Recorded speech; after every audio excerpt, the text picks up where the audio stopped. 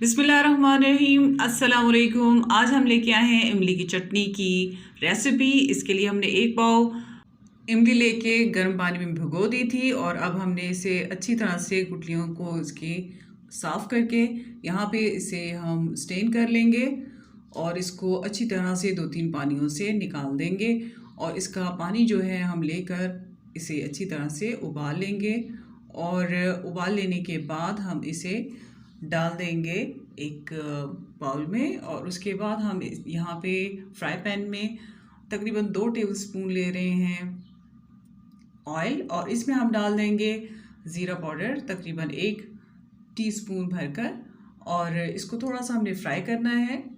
और ये हम ऑयल डाल रहे हैं थोड़ा सा ताकि इसमें अच्छा सा चटनी में रंग आ जाए और कुछ मसालों का फ्लेवर जो है इसमें हम ऐड कर देंगे जिससे चटनी जो है वो बहुत ही मज़ेदार हो जाएगी।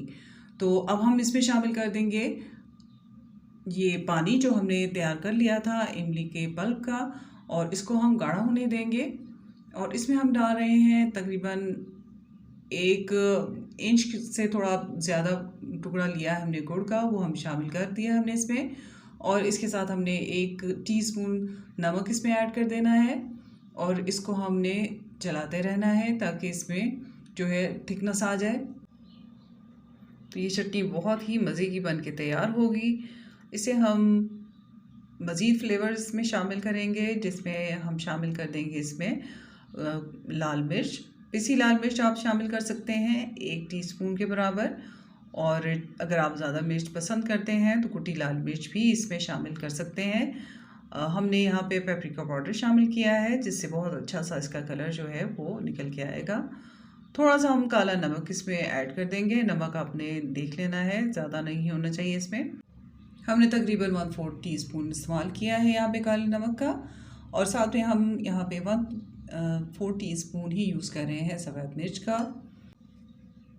तो अब इनको अच्छी तरह से मिक्स कर लेंगे और ब्लैक मिर्च भी हमने यहाँ पे शामिल की है तकरीबन 1/4 टीस्पून। ये तमाम चीज़ें हमने इसी क्वांटिटी में इस्तेमाल की है ताकि इसमें अच्छा सा फ्लेवर जो है वो बन जाए।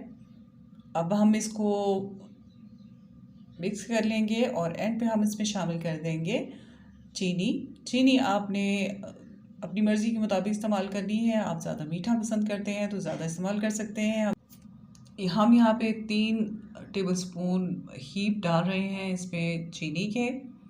तो हमने पहले गुड़ भी इस्तेमाल किया है तो ये दोनों जो हैं वो मिलकर इसको काफ़ी हद तक इसका फ्लेवर जो है वो मीठा कर देंगे और ये बहुत खट्टी मीठी सी एक मज़ेदार सी चटनी जो है बन जाएगी जिसे आप मुख्तलिफ़ चीज़ों के साथ इस्तेमाल कर सकते हैं। आप इसे दही भल्ले में इस्तेमाल कर सकते हैं, आप इसे चना चाट में यूज़ कर सकते हैं, समोसों और पकोड़ों के साथ ये उनका भी लुत्फ़ दोबाला करती है। बारबेक्यू में भी ये बहुत यूनिक टेस्ट देती है। तो ये अब आप देखें कि बनकर तैयार है।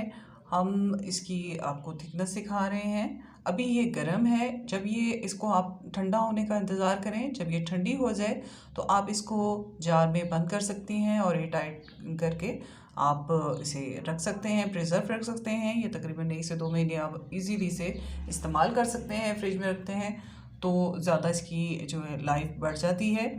तो उम्मीद करती हूँ कि आपको ये रेसिपी पसंद आएगी और आप इसे ज़रूर लाइक करें और चैनल को सब्सक्राइब करें और हमें अपनी दुआओं में याद रखें। अपना बहुत ख्याल रखें। अल्लाह हाफ़िज़।